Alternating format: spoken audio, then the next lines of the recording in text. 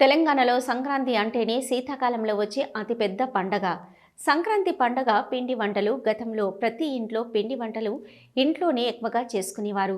ప్రస్తుతం మహిళలు ఉద్యోగాలు చేయడం, ఇతరత్ర పనుల్లో బిజీగా ఉండడంతో పిండి వంటలు చేసే అమ్మేవారిని ఆశ్రయిస్తున్నారు. దీంతో పిండి వంటలు చేసేవారికి క్షణం తీరిక ఉండడం లేదు. పిండి వంటలకు ఆఫర్లు ప్రకటించి డోర్ డెలివరీ కూడా చేస్తున్నారు. ఇక కరీంనగర్ జిల్లా హుజురాబాద్ పట్టణంలో సాధారణ సమయంలో పిండి వంటల దుకాణాలు 1-2 ఉండేటివి. తెలుగువారు ప్రస్తుతం సంక్రాంతి స్పెషల్ పండుగ శీతాకాలం రావడం, అందరూ ఆనవాయితీగా పిండి వంటలపై ఎక్కడ చూసినా గుమగుమలే.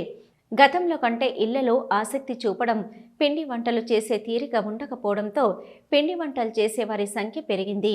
దీంతో పదుల సంఖ్యలో పట్టణంలో పిండి వంటలు చేసే వ్యాపారులు డిమాండ్కు తగ్గట్టుగా సంక్రాంతికి తగ్గట్టు నోరూరిస్తూ కరకరలాడే పిండి వంటలు ఆర్డర్లు తీసుకొని సకినాలు, గ్యారెలు, మడుగులు, బూసీదు, నువ్వుల ఉండలు, మురుకులు, అర్షలు, గరిజలు, లడ్డు, మిఠాయిలు, స్వీట్లు, వివిధ రకాల పిండి వంటలు తయారు చేస్తారు.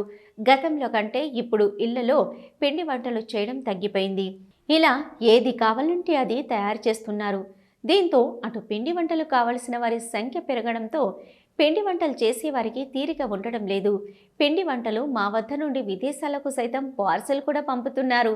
అంతేకాకుండా ఎవరికి పిండి వంటలు కావాలన్నా ఆన్లైన్లో ఇంటికి పంపిస్తామని సోషల్ మీడియా వేదికగా ప్రచారం చేస్తున్నారు వ్యాపారులు.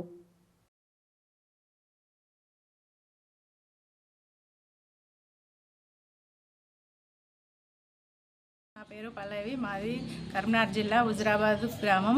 మాది కన్యక పరమేశ్వరి టెంపుల్ ముందు పల్లవి కిరాణం. అందులో మేము తెలంగాణ పిండి వంటలు కూడా చేస్తున్నాము. ఆర్డర్పై చేస్తాము. మాకు విదేశాల నుండి ఫోన్ కాల్స్ ద్వారా కూడా ఆర్డర్లు వస్తున్నాయి. అందులో మేము అన్ని గుమగుమలాడే రుచికరమైన పిండి వంటలు చేసి ఇస్తాము. అలాగే చట్నీస్ కూడా పెడతాము. గ్యారెలు, సకినాలు, మడుగులు, బూందీ, కార, లడ్డు అలాంటి రుచికరమైన వంటలు చేస్తాము. అలా చట్నీస్ కూడా కాకరకాయ, మామిడికాయ, టమాటా, నిమ్మకాయ, ఉసిరికాయ, అలాగే నాన్ వెజ్లో కూడా పెట్టి ఇస్తాము. చికెన్, మటన్, ఫిష్ ఏదైనా కూడా ఆర్డర్పై చేసి ఇవ్వగలము. చట్నీస్ కూడా మేము చేసి వాళ్ళ నుండి మాకు ఫోన్ కాల్స్ ద్వారా కూడా మేము పంపిస్తున్నాము.